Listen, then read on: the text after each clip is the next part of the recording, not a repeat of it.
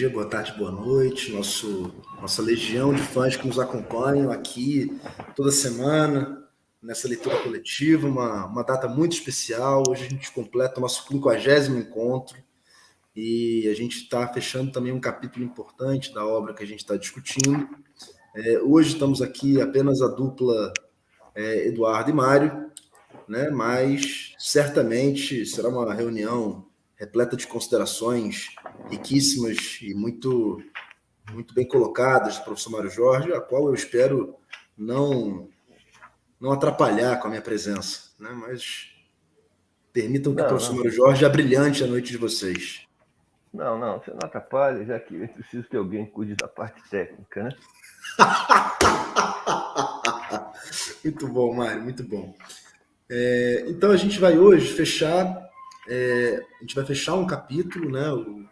No caso, a gente está fechando o capítulo. Na verdade, a gente fecha um capítulo de uma sessão no encontro de hoje. A gente está fechando o capítulo 13, que conclui a sessão 4 do livro.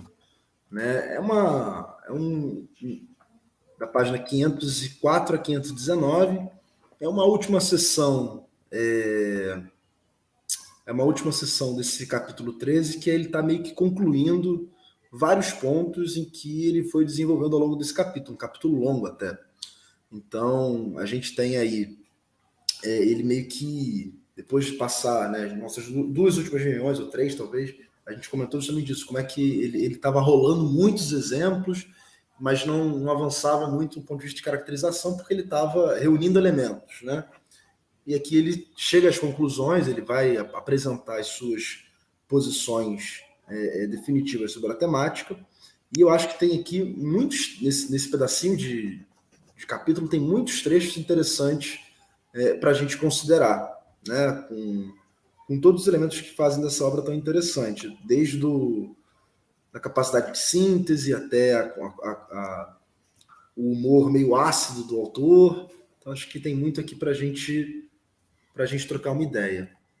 Mário, eu tenho aqui separado uns trechinhos que eu queria considerar contigo, mas eu não sei se você quer antes fazer alguma introdução, Não? Não, de fato, aqui, esse fechamento, né, é como se é um capítulo longo e como esse conjunto grande de páginas convergisse agora para um fecho e que ganhe uma densidade enorme pela quantidade de elementos que ele considerou, né? Exato. Ainda que eu acho que a gente possa se concentrar em alguns aspectos que parecem aqui mais decisivos, mas vai lá. O primeiro ponto que eu queria destacar é a crítica que ele faz da ideologia, da maneira ideológica que a burguesia no século XIX fez do que ela via como seus antepassados históricos no século XIII, XIV, XV, né, que está na passagem da 504 para 505, na qual ele diz assim: controlando ou possuindo território, explorando camponeses, as cidades agiam em tudo como senhores e faziam-no duplamente, tanto cada uma das famílias da elite, particularmente consideradas, como a elite enquanto coletividade. É uma fantasia persistente a de que os grandes negociantes aspiravam a um tipo de vida diferente da nobreza, tão persistente como o mito de que os nobres eram insensíveis aos negócios. Mas o fato de dois erros serem duradouros não os transforma em certezas. E se a burguesia capitalista do século XIX precisou de compensar o seu substancial conservadorismo fabulando a história urbana, inventando contra a nobreza uma classe de comerciantes radicais e emancipadores, hoje já nada nos leva a sustentar tais opiniões. Os cidadãos não adquiriam terras para diversificar suas fontes de rendimento, como o especulador prudente dos nossos dias diversifica sua carteira de ações, mas para explorar servos e construir senhorias que os afirmassem como aristocratas e, gradualmente, como nobres. Então, acho que esse é o primeiro ponto interessante, né? A crítica a essa concepção ideológica que ele faz da leitura sobre o mundo urbano, né? Sobre as leituras que os historiadores fizeram, pelo menos desde o 19, acerca do mundo urbano no final da Idade Média. Então, isso é uma coisa que chama muita atenção e que está muito em voga hoje em dia, né? Essa coisa dos usos do passado, das apropriações que se fazem e tal. Então a gente talvez pudesse ver aqui uma apropriação do século XIX. E ele cita lá embaixo, lá na última nota do capítulo, que é uma nota longa, inclusive, que depois eu queria considerar contigo, que ele começa falando daquele, acho que é Augustin Thierry, eu lembro de Thierry, que é aquele... Augustin Thierry, que escreve... É esse que fala do... Não é esse do que é o Terceiro Estado, mas é um autor do século XIX que inicia esse processo de louvar as cidades como um elemento de ruptura, de solvência com o capitalismo, né? E depois essa tendência se consolidou e se manteve. Então, esse é o primeiro ponto que eu queria destacar. Não sei se você tem algo aí para acrescentar, para complementar, Mário. Eu diria só que nessa questão que você bem ressaltou, dos usos do passado e tal, acho que, sobretudo, o que está em voga, né, digamos, são abordagens mais explícitas dessa perspectiva, porque eu acho que a história comporta sempre, em qualquer momento em que ela se produza, ela tem como seus componentes o uso do passado, os usos do passado, né? A historiografia medieval, se é que a gente pode falar de uma historiografia medieval, né? Aqueles que na Idade Média mereceram o epíteto de historiadores faziam o mesmo com relação ao mundo antigo e tal. Acho que isso é um ingrediente recorrente, né, da produção historiográfica. Acho que, inclusive, talvez seja impossível fazer história sem dar ao passado usos diferenciados, né? Então, acho que esse é um aspecto. O segundo aspecto, para além desse enquadramento específico, que tem muita importância, né, de como é que a burguesia do século XIX, né, requisitou para si uma longa trajetória revolucionária na sua Constituição, eu acho que a gente poderia talvez ampliar a referência pensando que o comércio é uma prática social muito antiga, né? E como tal, portanto, ele se inscreveu em sistemas diversos, em modos de produção diversos, formações econômicas sociais diversas, como vocês queiram, né? Portanto, o caráter revolucionário do comércio deve ser considerado com muito cuidado, com muita calma, né? Porque eu acho que nem mesmo no advento do capitalismo foi o comércio o elemento revolucionário decisivo, né? E, portanto, talvez seja razoável imaginar, como hipótese de partida, que, ao contrário, o comércio assumiu, né, configurações nas diversas formações sociais. O comércio esteve muito mais próximo das dinâmicas históricas específicas dessas formações em que ele se inseriu, do que constituiu ali um elemento de distinção, de oposição, e muito menos um elemento com potencial revolucionário, né? Então, eu acho que reescrever aqui, digamos, o sentido histórico que tem, né? Aquilo que a gente falou disso também na reunião passada, né?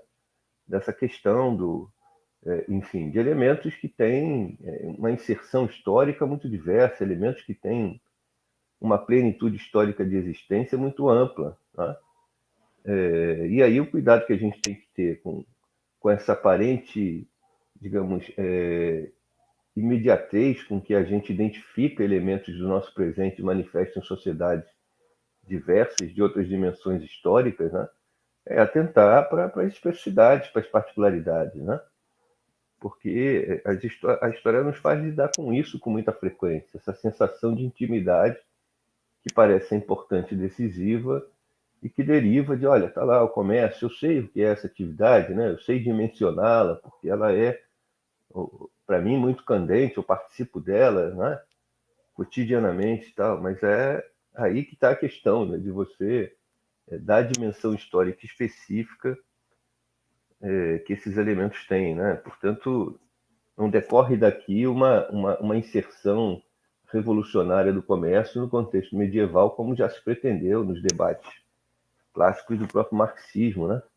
Foi uma posição defendida com muita veemência nesses debates, né?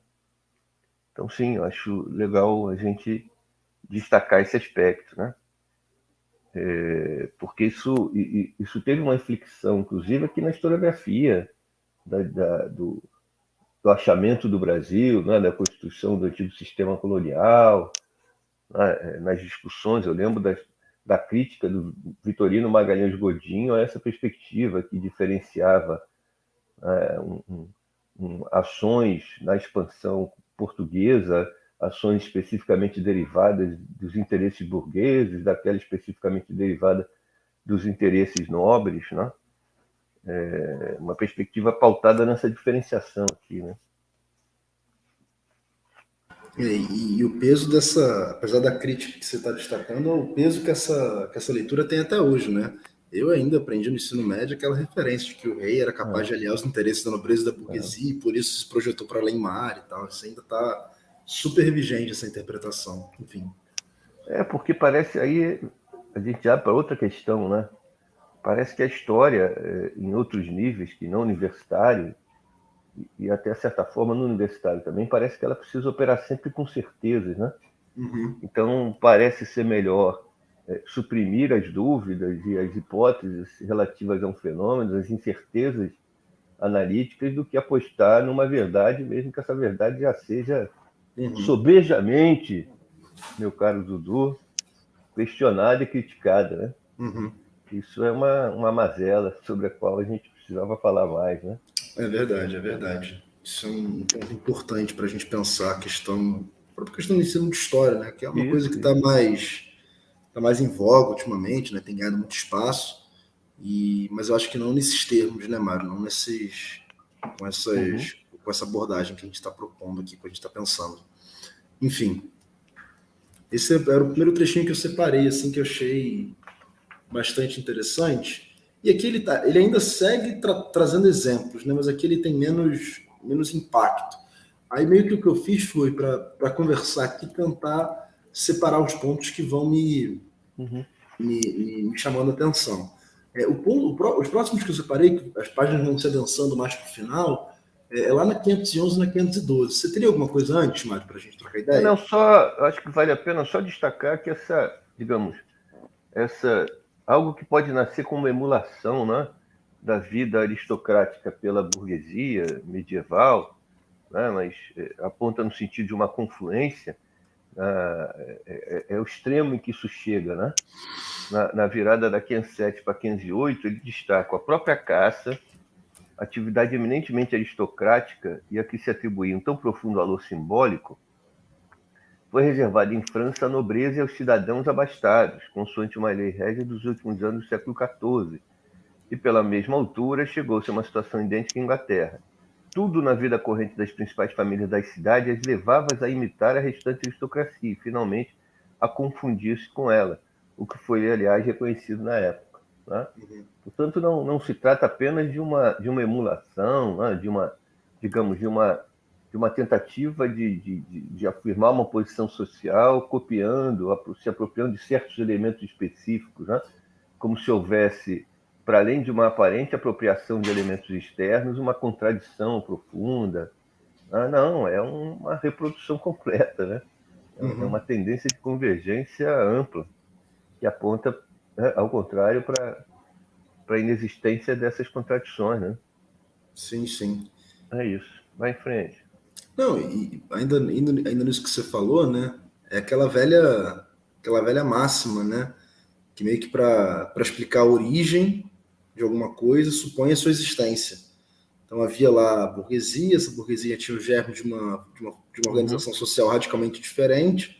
Então tudo que ela faz, se ela faz e não se adequa àquilo que você quer aquilo que você gostaria que ela tivesse feito, você fala, não, aqui ela está imitando, aqui ela está se jogando o jogo da época, porque ela não podia assumir a sua plena capacidade.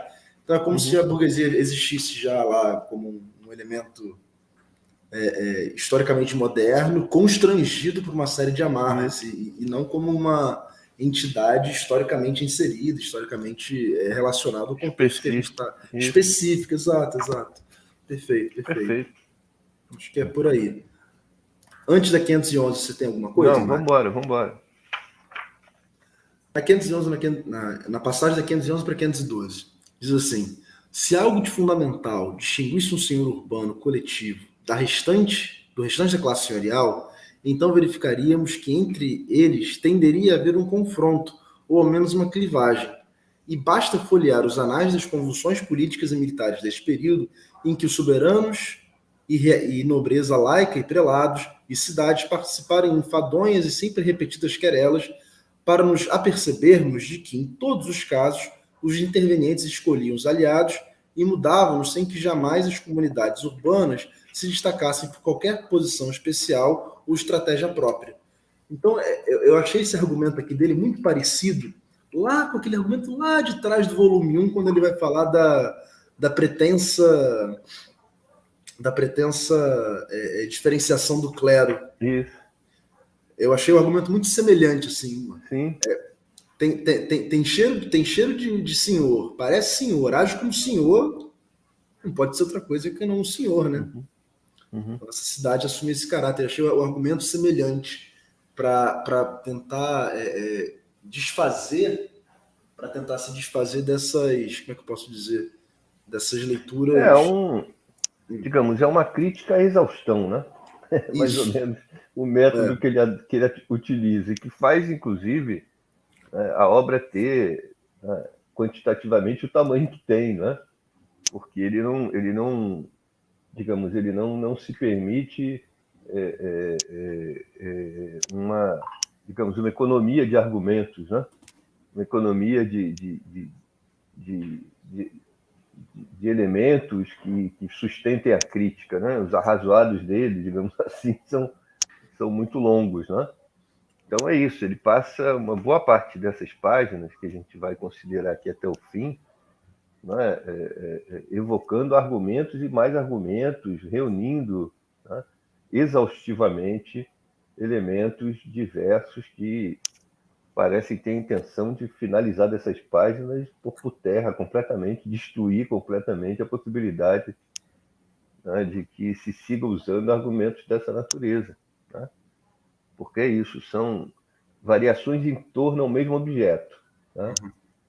E que operam no sentido desse esgotamento, né? Digamos assim. E aí pega o exemplo lá da Polônia, daqui a pouco ele está falando de Isso. Castela, daqui a pouco ele está falando de um lugar que eu nem sei onde é, mas que parece que é ali para as bandas da Rússia. Então, é muito impressionante assim, o volume de informação que é trazida mesmo, né? É impressionante. E que é, digamos, coerente com a proposição dele também desde o início, né? Você lembrou um capítulo que está lá no volume 1, da pretensa especificidade do clero, né? E isso está proposto lá já nos estudos de caso iniciais, né? Em que, digamos, sob uma perspectiva, digamos, teórica e metodológica, o que parece que dá autoridade à análise é justamente esse esgotamento que ele produz, né, do argumento, né? E aí não só inventariando, digamos, faces diversas, níveis diversos de manifestação do argumento fundamental, mas também tentando reunir exemplos provenientes de regiões as mais diversas, né? E, digamos, é uma outra estratégia argumentativa aqui também, né? Ele não só exaure as faces de um fenômeno, a diversidade de expressões de um mesmo fenômeno essencial, como exaure também as expressões empíricas dele, né? Olha, a gente vê isso aqui, acolá, então não estou falando a partir, não estou generalizando. Aqui é um método de generalização, né? Não é a generalização que parte inadvertidamente de um caso e projeta para o conjunto esse caso específico, né? Mas reúne casos diversos para apontar no sentido de uma globalidade, de um quadro global, né? Eu só faria uma menção breve aqui na página 511, né, em razão daquilo que dessa diversidade de níveis em que a obra assume algumas particularidades, né? Aí na página 800, na página 511, eu não estou certo o quanto isso é corrente no português de Portugal, mas no português do Brasil, a gente não estaria acostumado com a referência do basta folhear os anais das convulsões políticas e militares desse período, em que soberanos e nobreza laica e prelados e cidades, né? A gente aprende que usa-se vírgula aqui, né? Eu não sei se isso é corrente no português de Portugal ou se ele se permitiu aqui uma muito circunscrita manifestação à la Saramago, né? Inventando aqui Eu acho que estratégias alternativas. eu acho que é. Eu diria que é. Essa coisa meio. Não sei, uma figura de linguagem, acho que chama de figura de linguagem, esse e não sei o quê. Aliteração, não? Não é literação, não Não. sei. Mas tem esse negócio de e não sei o quê, e não sei o quê, não sei o quê. Acho que tem acho que um poema do Fernando Pessoa que ele faz isso direto e tal. E aí tinha um sentido poético. Acho que aqui é meio que.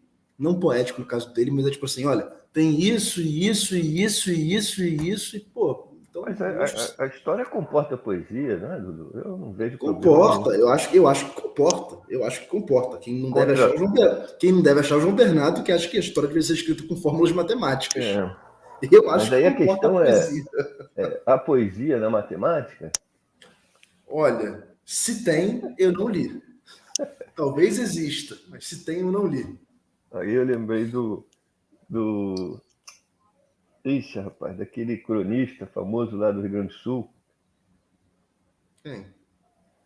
que escrevia para jornal direto, que o pai foi um grande escritor. Sei não, Mário, que desculpa, fico te devendo essa Ai, ajuda ai, aí. ai, ai. O de história da vida, de história da vida privada, não, daquele que tem um livro sobre a vida privada, Ah, o Veríssimo? veríssimo. Ele tinha uma série que ele. Poesia numa hora dessa, é mais ou menos isso que a gente está fazendo aqui. Né? Às vésperas de uma eleição que parece decisiva para a existência desse país, você vem falar de Parece poesia. decisiva e quero crer eu decidida já. Eu tô me iludindo, Mário, eu tô me iludindo. Se domingo não for o que eu espero que Não, é seja. isso que a gente tem que ter cuidado, para não entrar em depressão na segunda-feira. Ah, Mas queridão. vamos lá, vamos em frente, vamos em frente, Vamos vamos em em frente aí. frente.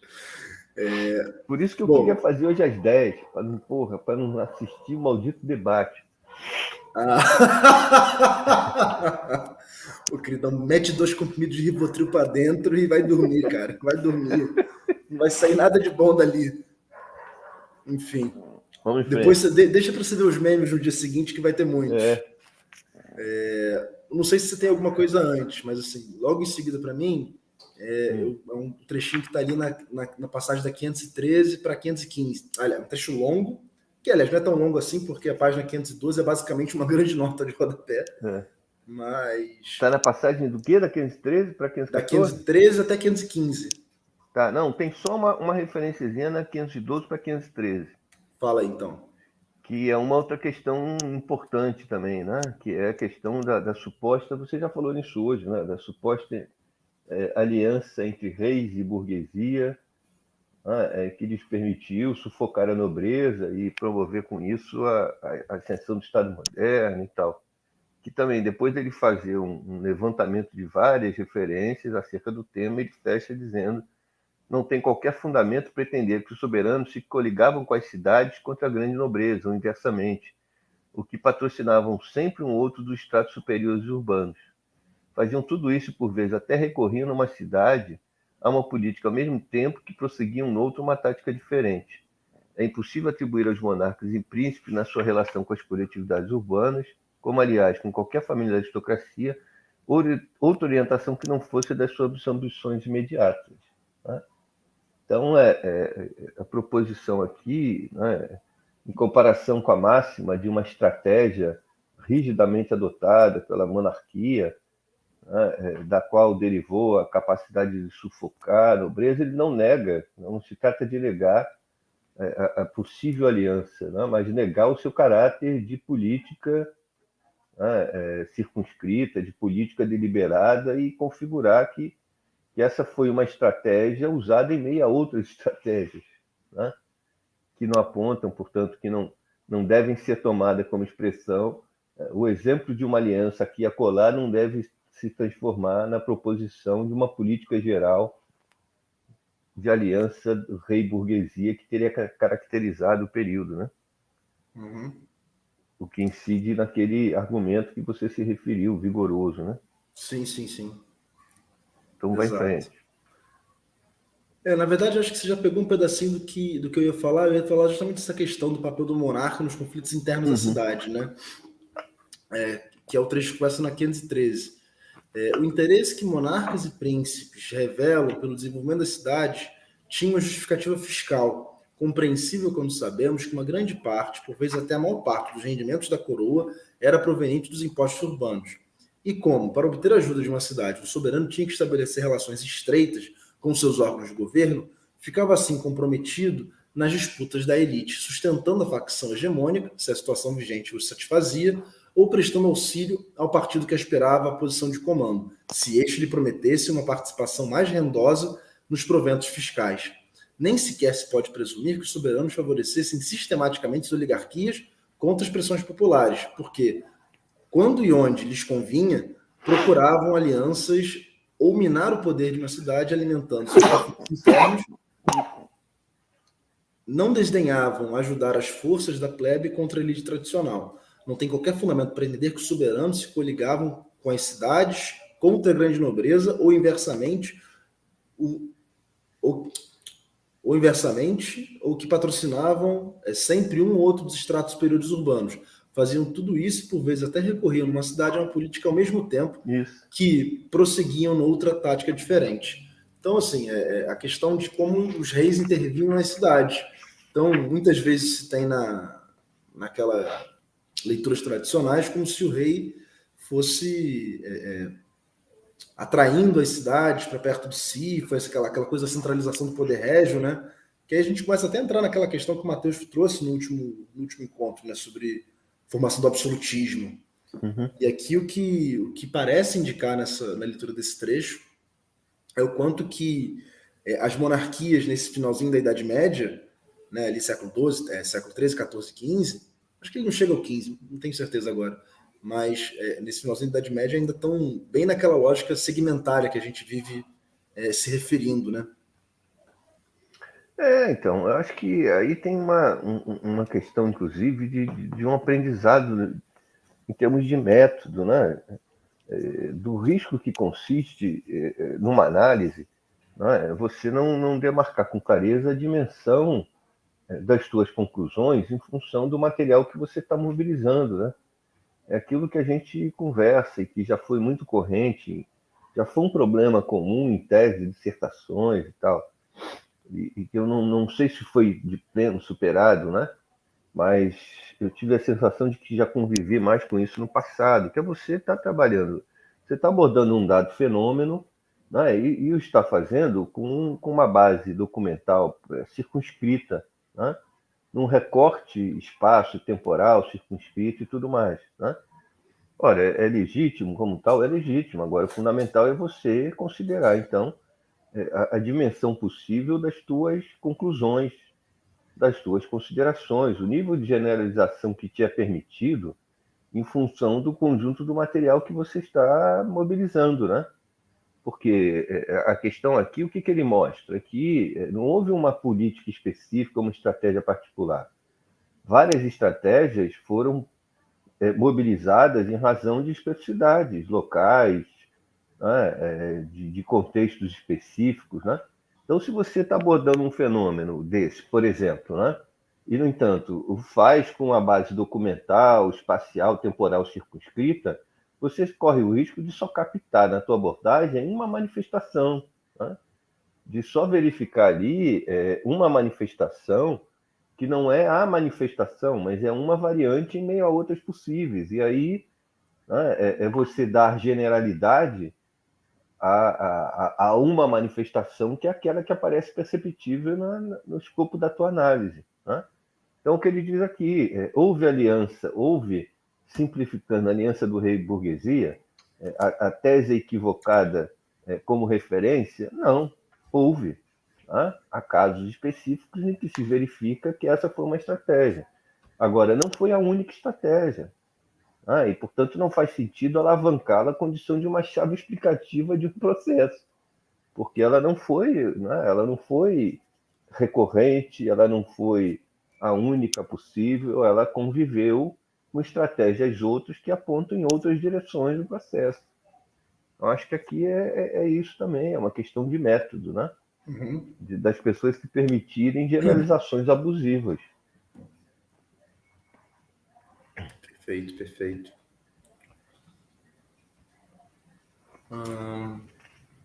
Você vê aqui que nem nas relações é o que ele segue destacando aqui pela 414, pela 514, 515, né? Você não tem nem algo né? Se o comércio desse, inclusive, à cidade uma conotação particular, a gente poderia avançar a hipótese, né, de que essa particularidade tão marcada do comércio levaria a que suas bases buscassem uma convergência de perspectiva, né? E, por exemplo, as cidades, então, tenderiam, a gente poderia até imaginar que aquilo que virá configurar a ideia de uma nação, né, a ideia de pertencer a um conjunto que transcende, talvez fosse algo que nascesse fundamentalmente dos meios urbanos, né? As cidades, a tendência das cidades criarem uma identidade entre si que ultrapassava a especificidade. E ele mostra que é o contrário. Não havia nem uma tendência predominante básica de que as cidades se reconhecessem na sua especificidade e convergissem nos seus interesses, né?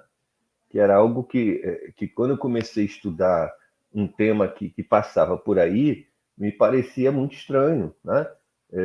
Quando eu estava lá no mestrado ainda, operando lá com aquela coisa da peste nas cidades e tal, problema das fomes de abastecimento, me chamava muita atenção, algo que para mim parecia que seria natural, né? Que as cidades vizinhas, por exemplo, não se apoiassem em casos em que, por exemplo, numa cidade com dificuldade de abastecimento, por vezes buscava-se recursos em áreas completamente distantes, porque não se esperava algo dessa natureza das cidades vizinhas, né? Digamos, entre aspas, uma solidariedade entre os centros urbanos. Não, nada disso. Você não vê, né, nenhuma referência nesse sentido. As cidades agem, em geral, com completa autonomia, né, de qualquer relação entre si e de antagonismos, muitas vezes, que predominam entre elas, né? Mais do que qualquer tendência a essa identidade, né, que ficaria suposta aqui, né? Então, vamos também chamar atenção para esse aspecto, né? E aí também nessa vibe aí da 515, ele traz o exemplo que normalmente é o exemplo máximo assim das atividades comerciais, que é a tal da Liga Hanseática, né? Uhum. Aí ele vai lá e fala na 515, naquele jeito meio ácido dele. Enganam-se os historiadores que pretendem analisar a Hansa como uma associação de caráter exclusivamente comercial na acepção moderna do termo e por isso concluem que se tratava de uma coligação difusa e pouco estável.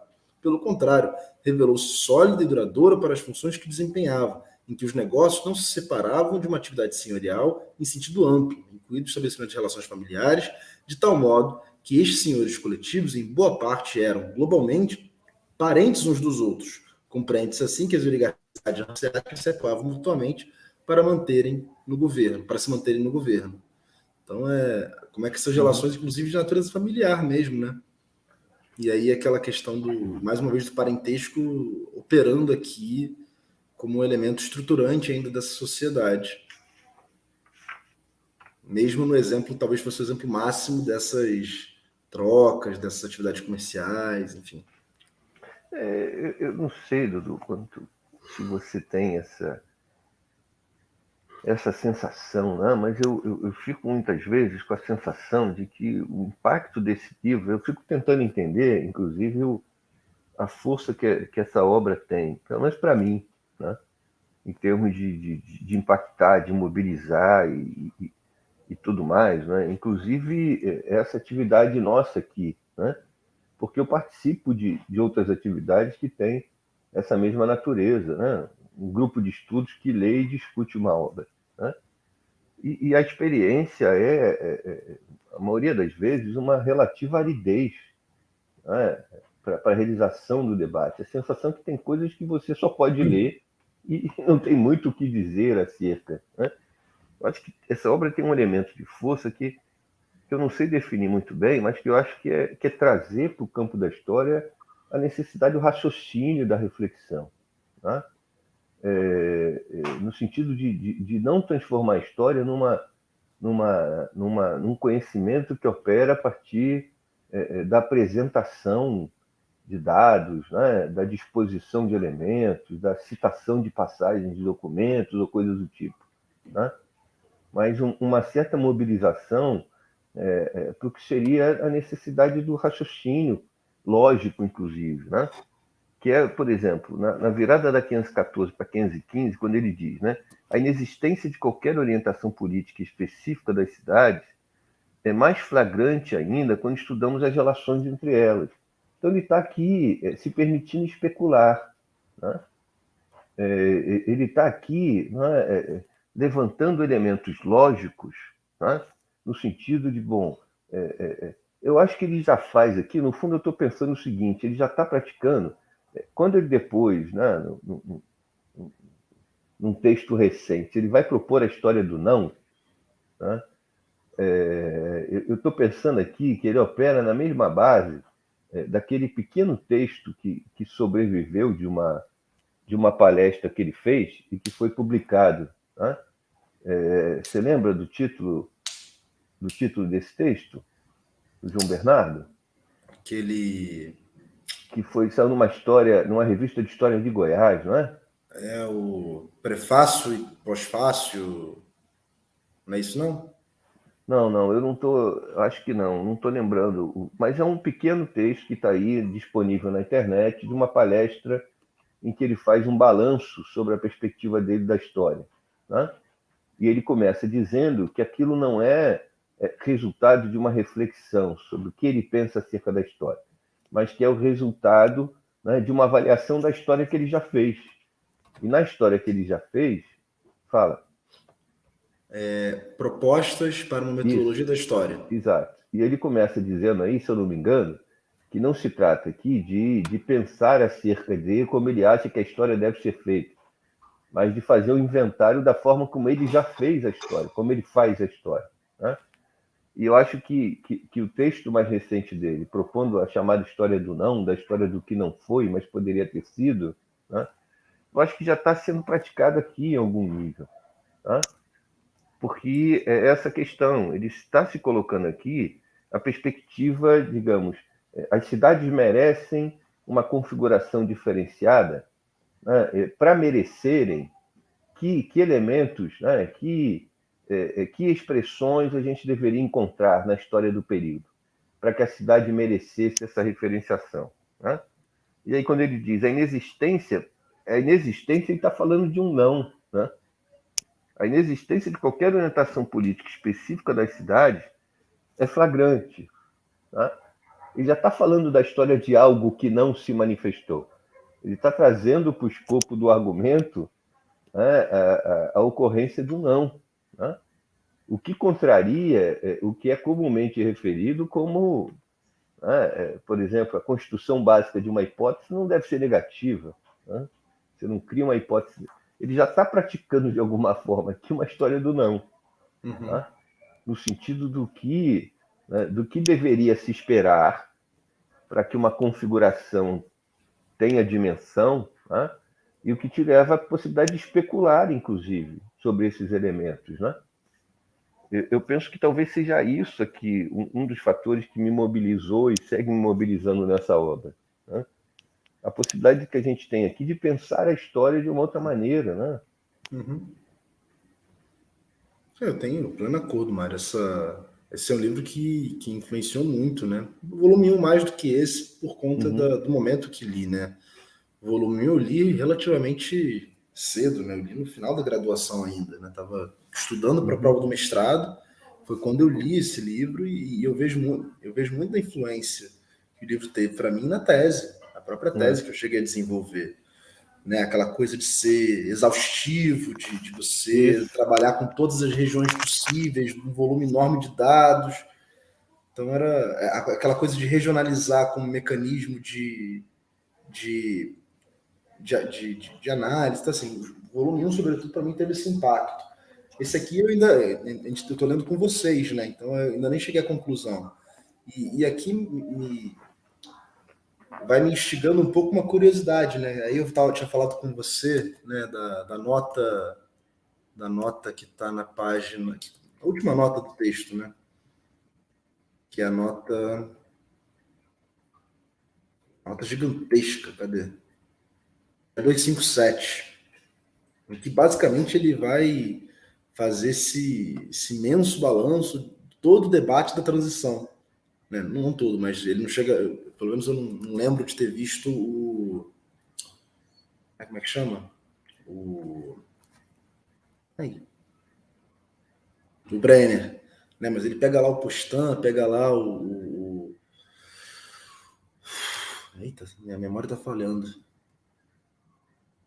O Dobby, fala da Rena Pastor, pega o Bloch, falando desse elemento da cidade como solvente, né? Então, aqui talvez por isso que ele está considerando talvez a primeira fase do debate da transição. E aí o meu ponto é o seguinte, né? Ele faz esse grande arrolado nessa nota, mas ele não chega a lugar nenhum nessa nota, porque a nota não é lugar não é onde ele tem que chegar a algum lugar. Mas aí fica sempre aquela coisa quase que de a referência para quem gosta de série, aquele cliffhanger, né? Que você fica. Tá, e agora? Como é que acabou esse capítulo? Ele fez isso aqui tudo, e agora? Para onde ele vai? Porque é isso, no final das contas, se eu não estou enganado, os 3 volumes se propõem a explicar, fazer uma análise da origem do capitalismo, como é que esse sistema se forma, como é que desemboca nessas transformações do final da Idade Média. Então, eu fico muito curioso para ver qual é a leitura do João Bernardo, se não da transição propriamente dita, mas do contexto que possibilita que a transição para o capitalismo se manifeste. Então, eu estou muito curioso com o volume 3, né? Muito curioso. Perfeito, perfeito. Vamos lá, acho que dá para a gente fechar. Sim. Deixa eu ver aqui o que eu tenho separado ainda. Não, era basicamente isso que eu já tinha separado. O último ponto que eu queria. Essas últimas páginas são são bem legais, né? Que ele fala aqui, como é que é? Onde é que tá? Essa parte eu ainda não tinha notado.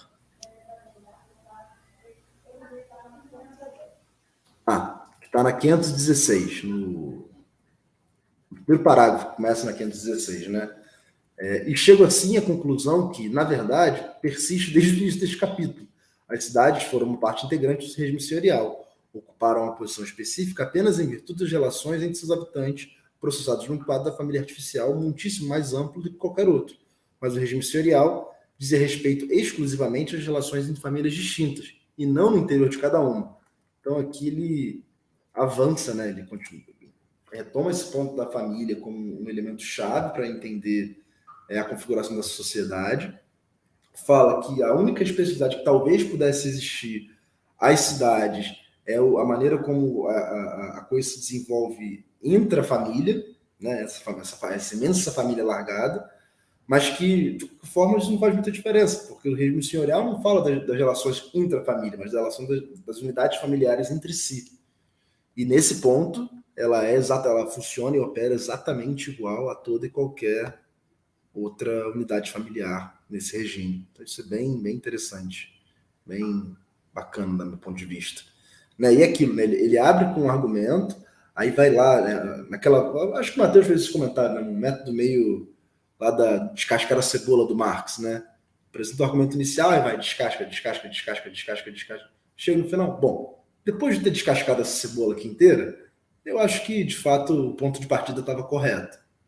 Mas não é um movimento que ele sempre faz. Ele já chegou no final e disse: não, acho que tinha que alterar tal coisa, tem que ajustar aqui a hipótese e tal. Mas nesse caso, não. Nesse caso, o ponto de chegada de partida é o mesmo depois de fazer o método da exaustão que o Mário falou agora há pouco. Eu acho que aí é conclusivo, assim, os 2 elementos decisivos, né? Para fechar, né? Depois desse esgotamento, né? Que é quando da 516 para 517 ele finaliza. Não se encontrava nas cidades nenhum germe de desagregação do regime, nem elas animavam sequer uma linha de clivagem secundária que pudesse fortalecer o antagonismo principal. Né? Então, por fim, né? As cidades não têm especificidade, ou não têm uma especificidade que as diferencie. Né? Não é que não tem especificidade, elas não se diferenciam. As particularidades que elas podem assumir são compatíveis com a dinâmica fundamental do regime. Né? Então é isso também, esse aspecto é importante, né? Chamar a atenção para o fato de que localizar especificidades não implica, em per si, que essas especificidades tenham contradição com o sistema geral, né? Porque as particularidades são cabíveis, né? Dentro da dinâmica do sistema geral. E quando ele insiste aqui no elemento do antagonismo principal, que aí se revela de forma mais clássica no que ele destaca na sequência, né? A única contradição profunda de classe, de onde vinha toda a dinâmica social, era que opunha a aristocracia aos camponeses. E aí a cidade ocupava sem hesitações o lado dos senhores. Né? Portanto, ele restabelece aqui o elemento essencial, o antagonismo fundamental que move essa sociedade é o antagonismo dos senhores camponeses. Né? O que não implica, inclusive, né, numa análise, como querem alguns, numa abordagem que simplifique a sociedade medieval, né, por, de alguma forma, reduzi-la a essas classes sociais fundamentais. Né, mas, ao contrário, o que ele mostra aqui, né, o que é possível ver aqui é uma complexidade considerável, que não tem nada de redutora. Ele acabou de dedicar páginas e páginas ao estudo das cidades, né, para concluir, no entanto, que a dinâmica fundamental também é a dinâmica que opera aí. Né? A gente está 4 reuniões nesse capítulo. Então, esse é o elemento, né? Porque esse é um outro aspecto para quem faz, né? Eu me lembro, inclusive, né, de uma entrevista que a gente fez. Uma entrevista não, foi uma daquelas sessões que a gente organizou dentro do Translate, né, com reflexões sobre a docência de história e tal. Eu me lembro de uma situação em que alguém que participou revelava o desespero dela com o fato de que, né, naquela região no local onde ela lecionava a história medieval, os conhecimentos da sociedade medieval em geral seriam muito limitados, né, o que implicaria uma concepção limitada do medievo ao fenômeno do feudalismo. Né? E eu me lembro o quanto, né, me impactava essa observação, porque eu acho que o feudalismo, se há um elemento que o caracteriza, não é, né, a redução desse tema, né? Não é o caráter circunscrito, mas eu penso o feudalismo como um elemento englobante daquela sociedade. Né? Portanto, nada mais estranho para mim do que alguém propor que a análise do feudalismo é uma análise que tem o cariz restritivo da abordagem, que a sociedade medieval foi muito mais do que o feudalismo. Né? Eu acho que o feudalismo foi muito mais do que as pessoas imaginam frequentemente. Né? E, no fundo, essa é uma obra que, ainda que ele não use nem a expressão feudalismo, né? Essa obra inteira, de alguma forma, está apostando na centralidade desse sistema. E esse é o elemento que dá o parâmetro fundamental de uma obra em que ele analisa aspectos diversos da sociedade medieval.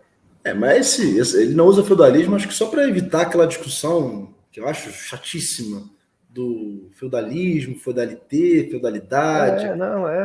Só para evitar. Acho que o que ele chama de sociedade senhorial, a gente poderia tranquilamente usar o sinônimo feudalismo. Eu concordo. Mas é impressionante justamente isso, né? Uma ideia corrente de que no Brasil o estudo da história medieval é reducionista da sociedade medieval, porque se limita à análise do feudalismo. Fala-se muito isso, inclusive, do ensino médio, né? Dos livros didáticos. Resume a Idade Média ao feudalismo. O que para mim é uma contradição de princípio, porque, ao contrário de ser um elemento limitador, ele é um elemento com uma amplitude possível para enquadrar essa sociedade, né? Estruturante. Por conta da diversidade das suas dimensões, né? Exato. Mas é isso. É isso. E, não, como sempre, prazerzão estar contigo. Igualmente. Então, como sempre, a gente agradece a nossa legião infindável de pessoas que acompanham essa atividade. Isso. Enfim, um auditório repleto. Um auditório repleto e um auditório repleto de potenciais futuros ouvintes. Isso. Então, medievalistas, né? Ou não. Isso. Então, gente agradece a presença, a gente segue na próxima semana como... Vamos para o capítulo 14. Exato. A gente começa, na verdade, antes de entrar no capítulo 14, a gente vai ler a abertura da sessão 5. Isso, entramos na sessão 5, conflitos sociais desde o século XI até o... Promete, né? Os próximos capítulos prometem bastante. Prometem. Eu tô aqui já quase... Tô até propondo a gente fazer 5 reuniões por semana só para a gente saber como é que acaba logo. A gente fazer tipo maratonar série, a gente maratona o João Bernardo. Isso. Mas, a princípio, a gente faz o nosso próximo encontro, como previsto, na próxima semana, no dia 6 de outubro, no mesmo horário, às 7 da noite, horário de Brasília. Tá bom? Isso. Queridão Mário Jorge, prazer revê-lo. Um abraço. Um abraço. Boa eleição para todos e todas. Boa eleição para todos. Votem conscientes. Isso. Votem 13. Exato. Faz o L aí, queridão. Faz o L aí. Valeu, queridão. Aquele abraço. Valeu.